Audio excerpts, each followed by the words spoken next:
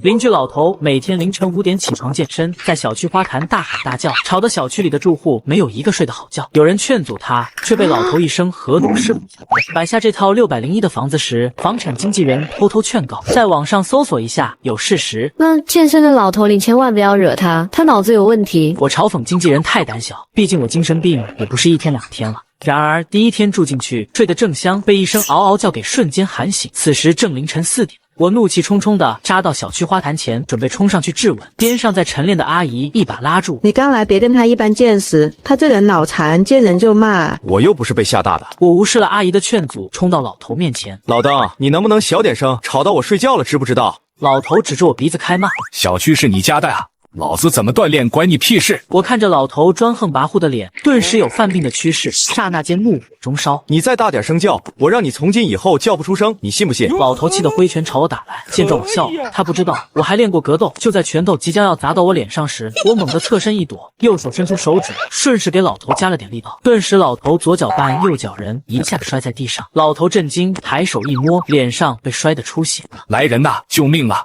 这年轻的小崽子居然打人了！附近被吵醒的邻居纷纷探出头来看，站在边上晨练的阿姨对我投来赞许的目光：“你不要胡说八道，人家又没碰你，你自己摔倒了，关人家什么事？”周围的邻居也都纷纷站出来替我说话：“是啊，我刚刚就站在这边，我可以为小伙子作证。大不了让人家物业调探头，自己摔倒怪别人。”周边邻居饱受其苦，如今终于有施展的机会，非得要好好整顿老头。老头被咒骂声差点淹死，眼看没有机会整治我，目光恶狠狠地盯着我，嘴里不停地念叨：“你给我等着，我要让你吃不了兜着走。”我没有理会他，回到家继续睡觉。第二天凌晨3点，整个小区都被惊醒。老头站在小区的花坛里，用着外放音响，声音开到最大。显然老头准备报复昨天的事情。我没有理会，心里有了新的对策。周围邻居被吵得睡不着，看我房间的门一直没开，直犯嘀咕：“看吧，人家刚搬过来，不懂情况，今天都不敢下去了。这老头跟疯子一样，我都吵不过他。”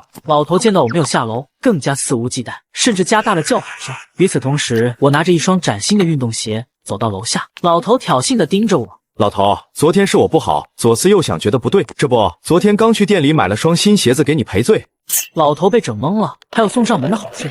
来看戏的邻居满头问号：“这什么骚操作？这莫不是又出了个神经病？”老头看到有便宜不拿，简直亏大了，顺手将鞋子收下。在得到新鞋的第3天一早，又开始站在小区里锻炼，大喊大叫，练得更加起劲。我又准备一套衣服下楼递给老头：“我昨天刚去商场里买的新衣服，正合你身，你快试试。”老头看着我的眼神带着戏谑的意味：“居然怎么懂事？这小孩肯定是被整怕了，所以才懂得孝敬。这衣服倒是挺好，你明天继续给我送，不然你等着瞧。”当然了，之前是我不好，打扰了老头您晨练，这不是想着你冷吗？我特地给你买的。老头得意洋洋地笑着，心里还等着从天而降的好东西来。谁知道他老婆今天突然下楼，二话不说直接扇了他一巴掌，怒气冲冲指着老头鼻子就开骂：“好啊，你居然敢外面找别的女人！”老头被这巴掌整得懵了，立马怒气冲冲质问老太太：“你在胡说八道什么？我什么时候出去鬼混了？”然而老太太此时却指着他一身的名牌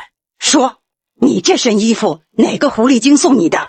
里面还放着蕾丝内衣，你真是不知羞耻！”不可能，我没有做这件事，居然被这小伙子给坑了。然而老太太依旧不依不饶，冲上去就是一阵9阴白骨抓。周围邻居这才恍然大悟，原来小伙子这是给人下套呢。我伸了伸懒腰，看着打闹的两人，心中一阵爽快，走到楼下。老头一看到我，瞬间扑上来，抓着我的衣服不松手。你果然没安好心，居然陷害我！我怎么了？你有什么证据指证我害你？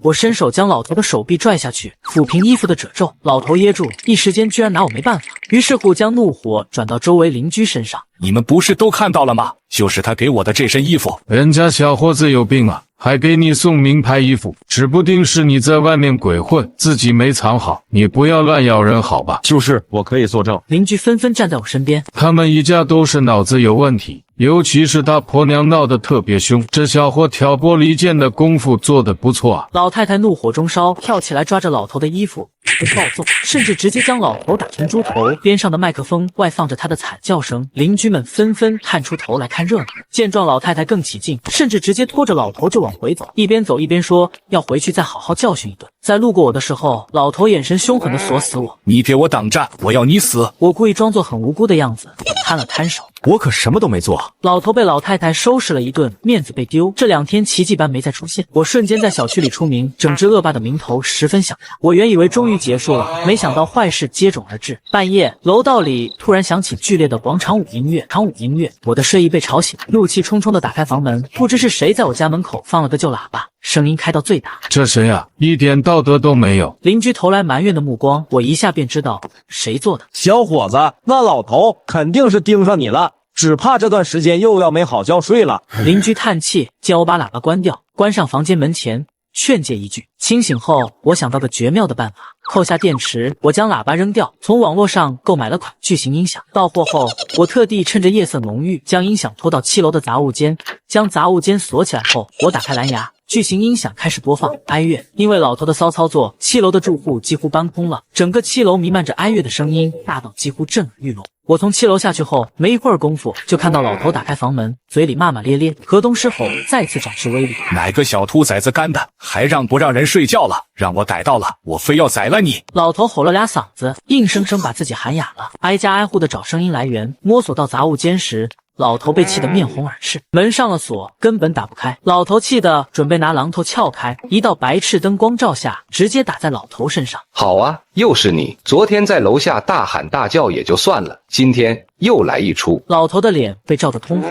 他直摆手：“不是我干的，是有人陷害我。”剧烈的喇叭声盖过老头的辩解。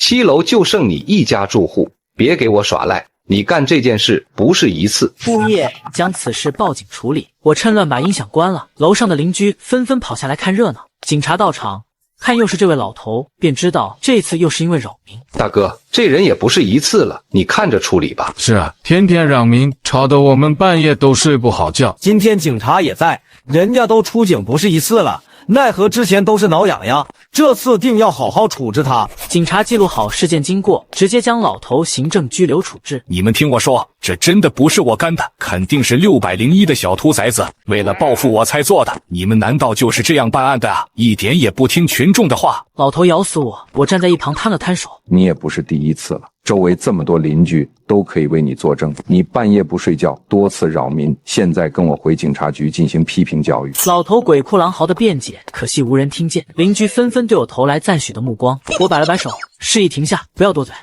过了1日，邻居告知我，老头被行政拘留了3日作为处罚。那太好了，这种人就应该受到法律的制裁。总算能消停几天，只是他回来，你咋办？我的词典里面就没有怕字。这3天，整个小区消停下来，从来没那么安静过，仿佛空气也清新许多。3日后，老头从警察局回，阴霾仿佛再次笼罩整个小区。这次老头在局子里喝完茶后老实很多，倒是早上不在花坛里晨练河东狮吼。难不成这人还能转性？我正在房间里捣鼓家具的时候，楼上突然传来刺啦的声音，电钻一直不停地在打动。此时早上10点，也符合装修时间，我心里总觉得有些不对，他怎么可能这么快就消停？老头这几天陆陆续续往家里搬东西，一会儿是鞋柜，一会儿是衣柜，在搞装修，难得老实了一段时间。我没有在意。老头的装修几乎实施了有5天，我正在家中办公，楼上传来叮叮叮敲钉子的声音。随着越来越大的声音传出，天花顶上的墙一直都在不停地落灰。我察觉到不对，还没等我思考，天花板顶突然出现一道巨大的裂缝，沿着房间中心散开，宛如一张蜘蛛网，盖住了我的房屋。我迅速起身，敲了敲墙壁，听响声，并未有什么问题。我沿着屋子走一圈，在敲到中间的顶梁柱时，手忽然顿住。不对，这块位置是承重墙。我搬来梯子，够到天花板，又沿着承重墙敲打，声音逐渐变得空洞、清脆。不好，这老登装修居然把承重墙给动了。我正准备趴下楼去敲门，又是一阵叮叮叮的敲打声，整个房屋好像轻微晃动起来，片刻功夫恢复原样。我房间门在此时被敲响，打开门，隔壁的住户有些疑惑：我咋感觉房子晃了呢？你家啥情况？我房间的天花板围着承重墙周围的板都出现裂缝。要是再不制止楼上的行为，只怕咱们都要倒霉。我第一时间电话联系物业，物业知道这不是小事，急忙到601来查看情况。楼上的装修他报备过，这种情况我们现在来联系。物业随着我上到701，敲响了大门，叮叮叮的声音再次从门里传来。咋的？我现在可没违规扰民。老头雄赳赳气昂昂，手上还拿着批准书。你现在在装修什么？我早就跟物业报备过了，增加个衣柜而已，你连这点事情都要管？你现在装修已经把我家房屋的天花板给震裂开，我现在怀疑你根本不是在增加衣柜。老头眼神有些躲闪，说话都有些结巴。你胡说八道什么？你家房子没搞好，现在怪我了。不好意思，老先生，我们现在严重怀疑你私自拆除承重墙等安全设施，严重危害到小区住户的人身安全，请你配合。你胡说八道什么？我家装修跟你们物业早就说过了，你当时还同意的，现在就这个小崽子说的一句话，你就要闯我家，这还讲不讲道理？老子正规办事，装个衣柜，你们话多得很，没有证据的事情，你们都滚出去！老头慌了，直接人退回房间里，把大门狠狠关上。我和物业站在门口吃了一鼻子灰。物业擦了脸，第一时间打了报警电话。很快，警察敲响701的房间门，老头停下了打钉子的声音，在房间内怒吼：“老子正规装修，你们咋那么爱多管闲事？你们这都是听他瞎说，不就是把他家天花板弄坏了吗？你至于把警察叫过来？是不是正规装修？进去看看不就知道了？”我一把推开老头，直接大步走了进去。一进房间门，就见承重墙已经被砸了。至于说衣柜，我心下明了，这都是障眼法，就是为了砸墙恶心报复。物业痛心疾首。装修前就跟你说过，这个柱子是承重墙，你当时答应好好的，甚至还签了承诺书，你居然还要干出这样缺德事情。怪不得刚刚好像跟地震一样，原来是这个老东西把墙拆了。不会这个楼要坍塌吧？塌什么塌？这房子结实着呢，都给我滚出去！然而众人人心惶惶，警察直接在众目睽睽之下把老头带走了。老东西，你还真是不要命了！好在我进入的及时，承重墙没有被他全部拆掉。物业后续进入房屋内探查，告知大家并未出现大问题，3日后就可以恢复正常。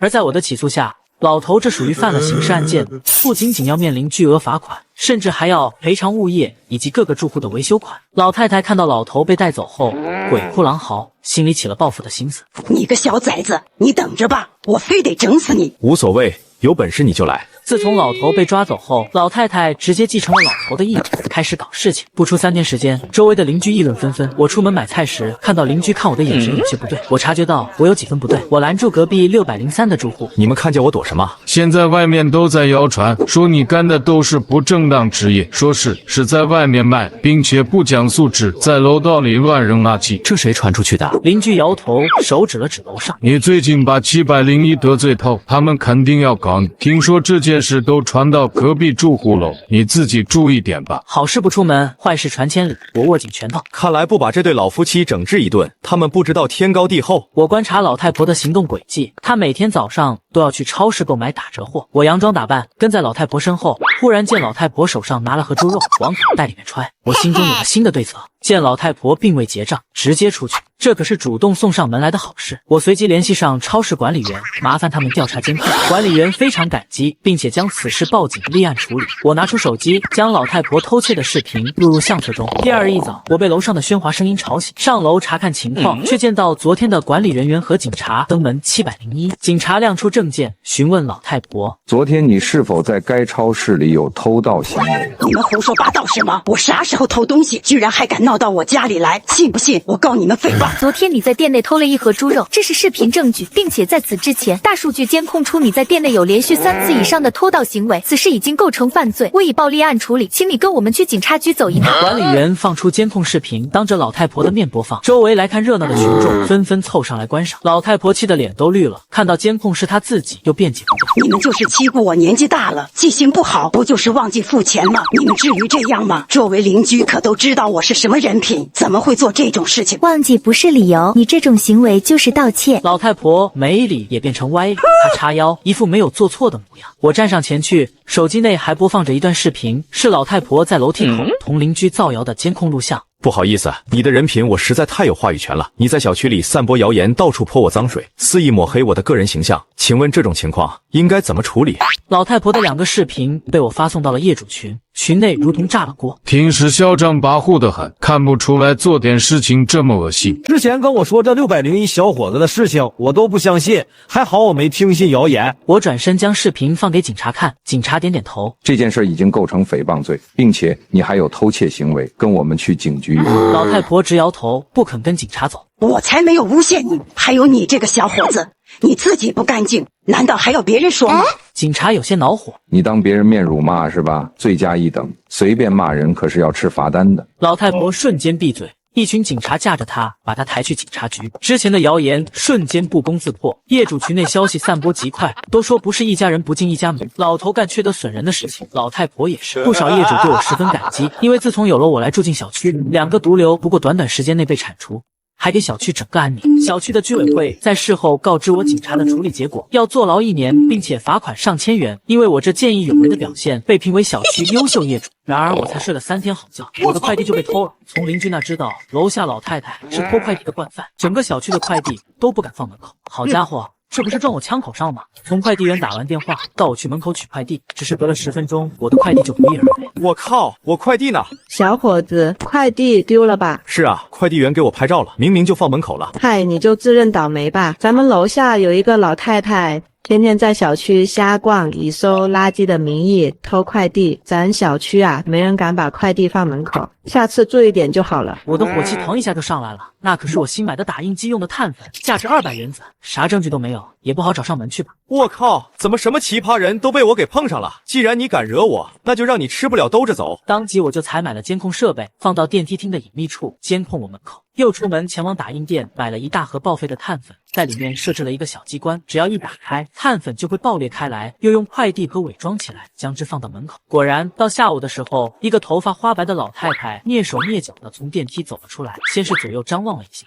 而后快速将快递盒给拿走后，溜进电梯，整个过程行云流水，好似演练了无数遍一般。看到这一幕，我简直乐坏了。老太太前脚刚走，看到电梯停在5楼，我当即走楼梯来到楼下，贴着门缝开始仔细听。哈哈，上午捡到的快递竟然开出个西谷，卖了20块，这次的更重，说不定能开出更好的东西。老太太一边说一边兴奋地开始拆快递。我靠，我200大洋买的西谷，你特娘的20块就卖了，真特娘的气死我了！下一刻，房内就传出一阵闷响，与此同时，还有老太太杀猪般的惨叫声啊！什么东西？老太太整个人成了个小黑人，满头、满脸、满身，包括整个客厅，满是黑色粉末啊！一定是那个小崽子故意整我的，我跟你没完，我要让你鸡犬不宁！当即老太太拿上拖把直接出门。这时候我早已经溜回家，等着那老太太上门。不一会，我的门就被老太太拿着拖布杆一阵猛砸。你个死崽子，快开门！你看给你老娘整的！邻居纷纷开门查看，看到邻居老太太满身黑炭、狼狈的模样，顿时乐。哎呀，这是咋了？怎么整成这个样子？这么大年纪了，不会是去掏锅炉了吧？难道锅炉里面有废纸箱？没你们的事，一边待着去，别他妈找不痛快！我慢悠悠地将门打开，一脸无辜地说道：“您这是咋了？”老太太一把将快递盒扔在地上，大吼道：“这是不是你的？”“没错，是我的。”“你承认就好，赔钱啊？为啥要赔钱？”“我好心将你扔在门口的垃圾丢掉，谁知道里面都是些黑炭粉，一拆开直接爆炸，把我家里弄得到处都是。看看我的衣服，看看我的脸上。”这就是证据，我不需要打扫卫生、洗衣服啊，这钱得你来出。闻听此言，邻居们顿时又是一阵哈哈大笑。啊，原来您老是把俺们门口的快递当垃圾给丢掉了，俺们是不是还得感谢你啊？哈哈哈哈！活该，让你再偷快递，这下报应来了吧？你们给我闭嘴！说了不管你们的事，再敢多嘴，信不信连你们一起收拾？凭啥让我赔钱啊？我请你丢垃圾了，你是小区保洁吗？我好心做好事不行啊？你做好事可以啊，但我那也不是垃圾啊。那是我买的快递，快递你不知道放家里，这是公共区域，知不知道？别废话了，快赔钱！不赔钱，信不信我打死你？偷我快递你还有理了？还有没有王法了？还有没有法律了？来来来，有种你打死我！我一边指着伸长的脖子，一边说。老太婆怒从心头起，恶向胆边生，举起手中的拖把棍子，用力就朝我砸了过来。我没想到这老太婆这么有种，还真敢动手。我当即往屋内缩了一下，当一声巨响传来，拖把棍子直接砸在门框的上方，木质棍子当即从中断裂，上钢半截径直落下，不偏不倚，直接插在老太太脚上。啊！杀猪般的惨叫再次响起。这时候邻居非但没有同情，反而笑得更大声。哈哈哈！这老家伙这不是自作自受吗？这小伙子给咱们出2次恶撇了，太显恨了。终于有人能治治这个老太婆了。好好好，你竟然还敢躲！这下你不但得赔给我打扫卫生、洗衣服的费用，还得赔偿我医药费。想啥好事呢？你这明明是想行凶作恶，你这是咎由自取。你不讲理是吧？我找个讲理的地方。当即老太太打电话喊捕快，看到老太太这般神操作，邻居们都惊呆。我去，你特么以为自己有理怎么着？还喊捕快，自投罗网吗？这不是这脑子进水了吧？你还喊捕快？人家小伙子不喊捕快，你就烧高香吧你！这无敌脑回路，哎，真是个奇葩啊！小伙子，不用怕，我们都给你作证。捕快很快赶到，我直接拿出视频作证。视频中老太太的丑态尽显，她本想倒打一耙的企图，瞬间被戳穿。在众邻居的作证下，我反手告她一个道歉，可因为数额太小，并没有立案，只是口头教育了下老太太，让她照价赔偿我的损失。老太太无奈之下，气愤地将2张100元大钞摔在我的脸上，临走时还威胁说：“小崽子，你够阴险，咱们走着瞧。”本想着这老太太经由此事会有所收敛，可是没想到竟然还这般嚣张，看样子是不肯就此罢手啊。当天晚上，我在外面放置的摄像头就被砸了。尽管老太太捂着脸，但她那身形骗不了人。我又开始了精心准备，将新摄像头放在了更隐秘的角落。在网上买了一个整蛊薯片蛇，就是那种桶状的薯片包装，一打开，一条玩具蛇突然窜出来，那种专门整蛊。老太太不是偷东西吗？吓你一跳，再让你长点记性。没有意外，整蛊薯片蛇到货的当天，老太太如期而至。她左顾右盼，翻遍了楼梯间的各个角落，实在没有发现摄像头的踪影，这才把快递给偷走。这次老太太学聪明了，并没有打开，放在门口就去忙了。这时候，老太太的老伴回家了。这老太婆又捡的啥玩意？让我看看怎么回事。老爷子一边寻思，一边将包装拆开。哎呦，薯片，咱也尝尝大孙子小时候喜欢吃的，这东西是啥味？老太太从厨房走出，看到老头子开盖的动作，刚想阻止，话还没说出口，一条玩具蛇腾的一下从薯片桶里窜了出来。老爷子当即被吓得一跳3尺高，脚下一个没站稳，直接倒了下去，捧头与地面来了个亲密切触，捂着胸口一阵哀嚎。哎呦，我的娘哎，都是那个小崽子做的孽！老太太紧跑2步来到老爷子身边，摔到头了，你捂着胸口干啥？心脏疼，喘不上气，打120。老爷子很快被120送到医院，幸亏及时，并没有危及生命。心血管已经堵塞90%，幸亏送来的及时，否则不知道什么时候发作，再晚几分钟就要危及生命了。看样子还得好好感谢一下那个整蛊的小伙子，他这是变相救了我一命啊！老头子，我看你是脑子进水了，谢他，不嘎了他我就浑身难受。你看吧，我一定要让他鸡犬不宁。还有这次医药费必须让那小崽子出。哎呀，都这么大年纪了，你跟小孩子折腾个什么劲啊？你少管！老太太拿着一堆单据再次砸响了我的。小崽子，告诉你，你这次闯大祸了！你怎么个事？老太太将那堆单据用力甩到了我的脸上。看看吧你，我家老头子差点死在你手上。闻言，我当即心里有点慌，急忙拿起来看了看。当看到心肌梗死的检查单的时候，我的心当即提到了嗓子眼上。我靠，不会真的闯祸了吧？没吓到老太太，竟然把他家老头子吓个半死。我家老头子现在还在重症监护室，要是挺不过来，你就摊上人命了。你家老头子生病了，关我什么事？你弄的那什么整蛊薯片蛇，给我老头子吓出心脏病了，你知不知道？这跟我有什么关系？你敢说那个整蛊薯片蛇不是你买的？是啊，我是自己买来玩的。怎么了？不行吗？违法吗？你不要东扯西扯，你不给个说法，这件事没完。你想要什么说法？赔钱，赔偿我老伴儿在医院的一切费用，还要加上精神损失费，没个3、5万，这件事休想过去。你真是死性不改啊！你这是又偷我快递了吧？你说话注意点啊！什么叫偷？我那是捡，谁家好人买了东西不放，家里放外面？别在这胡搅蛮缠啊！别以为你年纪大就有理，捕快来了可不认你这歪理。不管他认不认，反正这住院费用你赔也得赔，不赔也得赔，否则我天天坐你门口，我不走了，我看谁能熬过谁。吆喝，跟我杠是吧？也不去打听打听，我特么怕过谁？说完，我用力将入库门给关上。哼，说我偷的，那破摄像头早被我砸烂了。我看你哪里有证据证明快递是我偷的，而快递包装上的信息就能证明是你买的，还能跑得了你？老太太就这么在我家门口坐，一边干嚎，一边拿着个小棍子，一下下敲着我。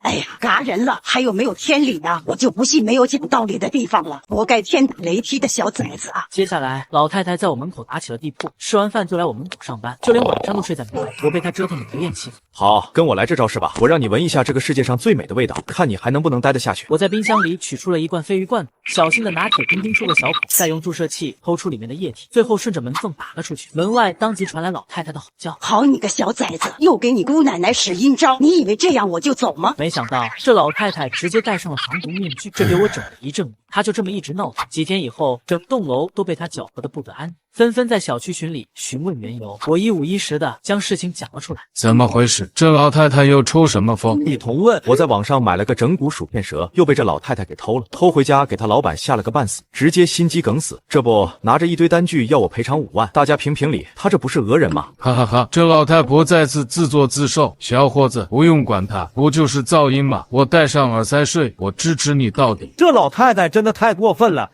简直无法无天，就不怕影响他孙子找媳妇吗？你们少在群里瞎比比，我大孙子可是通过东海集团的面试了。东海集团知道吧？那可是咱们市里数一数二的大国企，以后说亲的还不得踏破我们家门槛？用你们瞎操心，哪凉快哪待着去吧。听到这个消息，我当即眼前一亮。好你个老太太，跟我过不去是吧？我让你悔恨一辈子。像东海集团这样的企业，通过笔试跟面试可不是最后的关卡，他们可是要做背景调查的，最少查祖上3代。若是有违法犯罪记录的话，那指定会被刷下来。而偶尔的小偷小摸是不够量刑立案的标准，可是若是在短时间内被逮到多次盗窃行为，那就不同了。到时候不管金额大小，一准立案批捕，多了不说，关上个10几天还是可以的。到时候看你怎么开具无犯罪记录证明。想到此处，我当即拨通了巡捕的电话。见到巡捕，老太太还想胡搅蛮缠，可就在我亮出视频证据的那一刻，老太太的嚣张气焰终于偃旗息鼓，由不得她不承认偷我快递的事实。在巡捕的主持公道下，偷快递所造成的一切后果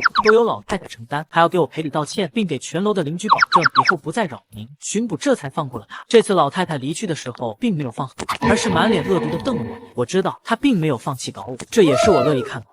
之后的很多天，放在门口的快递并没有丢，我以为老太太并没有觊觎我的快递。可当我去快递驿站拿快递的时候，平台显示已经到货的3个快递，竟然一个都没有找到。我去，原以为这老太太改邪归正了，没想到是转移战场了，跑来快递驿站来专门偷我的快递。这我哪里能让快递驿站调取监控，果然出现了老太太的身影。她一共在快递驿站拿走了4个快递，我当即选择报巡捕处理。在巡捕的调查下，老太太终于如实说出快递的去处，她竟然将我的快递直接给丢到了垃圾桶。几天过去，快递早已不知去向。在我的强烈要求下，因老太太多次偷盗行为，直接就要被送进去7日。你个小逼崽子，你别让我出来，我出来继续搞你，搞嘎你。这时候了，你还敢威胁我？你脑子咋想的？希望你等会不要求我原谅。我求你，你想什么呢？下辈子都不可能，我怎么会求你个小崽子？我恨不得扒你的皮吃的肉。我只给了他一个意味深长的笑容。就在这时候，老太太的孙子跑了进来。奶奶，你搞什么？你害死我了，知不知道？我这次考东海集团笔试面试，我可都是第1啊。那是好事啊，怎么了？你被拘留的话，就留案底了，没办法开无犯罪证明。大集团是要求祖孙3代无犯罪记录的。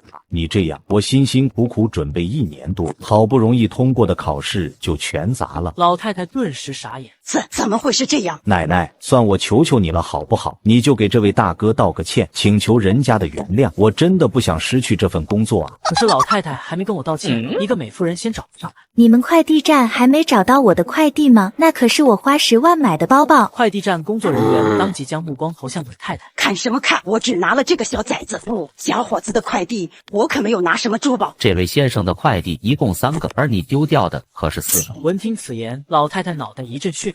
不可能，你们有什么证据？可惜证据都是现成的，经过商家核对，再结合监控视频，美妇人跟我的手机尾号竟然一样。老太太多丢掉的一个包装跟商家的别无二致，事情已经无比清晰。我们赔，求求你们原谅我奶奶好不好？她年纪大了，折腾不起啊。行，我反正不想多事，那个包包我用了1半积分1半现金买的，只要赔我20万，这件事我可以不追究。什么？一个包20万？我看你是想钱想疯了吧？什么包啊？镶金边也不值那么多钱吧？一个娘们家真不知道过日子。你看到美妇人即将发火，老太太孙子当即安抚。不好意思，我奶奶心直口快，不会说话，我跟您道歉。您看积分也不能完全按照现金来看是吧？要不然您给打个折。原本这件事有商量，可现在嘛，不行，这包原价就是20万，我也不占你们便宜。要么你给我买个同款包包，要么直接赔20万，没商量。闻听此言，老太太还想争辩，被她孙子给拉住。奶奶，算我求求你了，你先别说话可以吗？随后她当即拿出手机查了起来，一看价格直接傻眼。现在若是买那款包包，直接25万。奶奶，你看人家这款包包现在买是25万，你是直接给人家买包，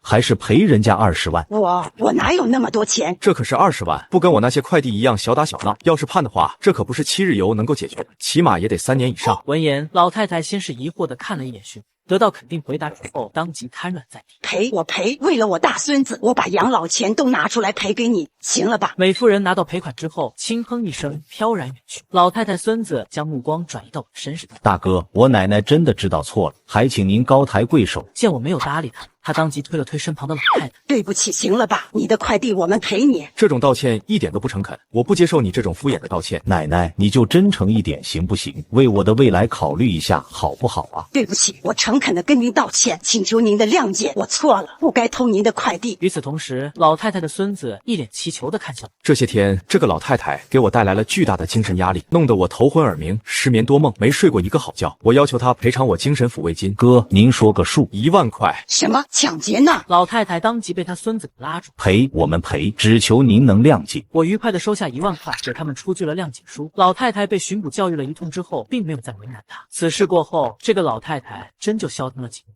许是他孙子已经入职成功，没有了后顾之忧，他的复仇之火又重新点燃了起来。这天早上，就在我发动汽车要去上班的时候，车刚起步，一道身影直接闪出，撞在我的车上。我当即将车刹停，紧跟着听到一阵哀嚎。哎呦，撞人了！我好端端走路，怎么就被撞了？这是谋杀！大家快来评评理呀！我当即下车查看，这时候周围已经围满了人。这小货咋这么不小心，给老人家撞成什么样了都？会不会是碰瓷的？你见过有人在小区里碰瓷的吗？绝对是司机麻痹大意，起步没有好好观察。这时候我才看清，趴在地上的乃是自己的老相识偷快递老太太。这是不偷快递改碰瓷，换套路了。老太太装的倒挺像，好似用尽了力气，将头扬起来看向。好你个小崽子，不就是邻里间的一点小矛盾吗？你用得着杀人灭口吗？邻里间能有多大的仇，你就不能放过我吗？此言一出，围观众人纷纷开始指责我，就连有怀疑老太太碰瓷的人都开始向我投来异样的目光。哎呦我去，有长进啊，知道争取人心了。嗨，都怪我是我不好，没看到有人就起步了。老太太误会哈，我可没有要报复的心思啊。你还行不行？要不要我送你去医院啊？这时候，老太太装模作样的咳嗽2声，虚弱的说道：“你承认是你撞的我就行，大家都给我作证啊！错在这个小伙子。”老太太你就放心吧，车牌我记下了，只要你发话，我绝对给你作证。是啊，老太太，我们都可以证明。呵，小崽子，上次害我损失20多万，这次看我不讹死你！这次我可是早就观察好了，这一块是监控盲区，而且你车上也没有看到行车记录仪的身影，你就算有10张嘴也说不清。哎呦，我胸闷头疼，喘不上气来啊！我估计啊，今天要栽到这小崽子手上了。老太太，你的身体要紧，我还是先送你去医院看病吧，别再撞出个好歹来，我给你家里人也没法交代啊。小崽子还挺上道，到了医院，保证让你连哭都哭不出来。这时候，旁边的人想要上前将老太太搀扶起来。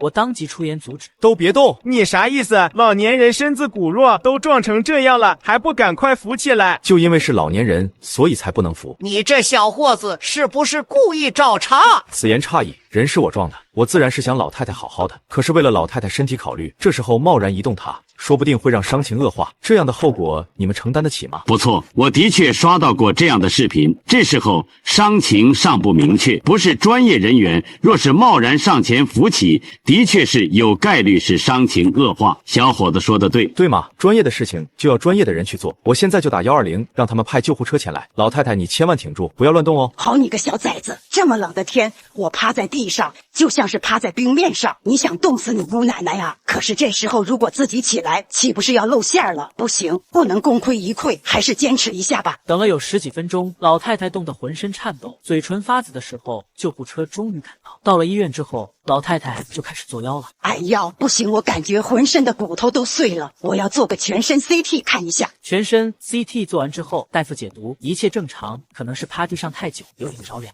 哎呀，你们这 CT 准不准啊？我不相信，我还是希望做更进一步的检查，给我做全身核磁共振。要检查就要检查彻底一些。老太太将能做的检查都做了一遍，甚至连生育功能这一项都没落下，总费用高达12万之巨。最后，大夫只给她开了一份2块钱的感冒纸。老太太指着我说道：“算你小子幸运，我这身子骨还行，没被你撞出个好歹。就这样吧，你去缴费吧。”我缴什么费？你什么意思？我只是好心给你打了120，好心送你来医院，你为什么让我缴费？难道你不承认是你撞的我？我可是有证人的。我撞的你？你老糊涂了吧？我什么时候撞你的？分明是你看我启动车，自己往我车上撞的。你，我有证人，你就不怕我告你吗？你告我什么？你碰瓷，你还有理了你？说着，我将行车记录仪的监控调了出来，直接对到他面前。你证人再多有什么用？我可是有证据的。你个小崽子，你有行车记录仪，为什么不早拿出来？用你管？你快去给我缴费，这些检查可是你陪我做的。是我陪你做的，可是这些检查不都是你亲自要求的吗？跟我有什么关系？想让我缴费，你脑子进水了吧？我怎么可能给一个一门心思想搞我的坏老太太缴费？你老太太被气得急火攻心，噗的一声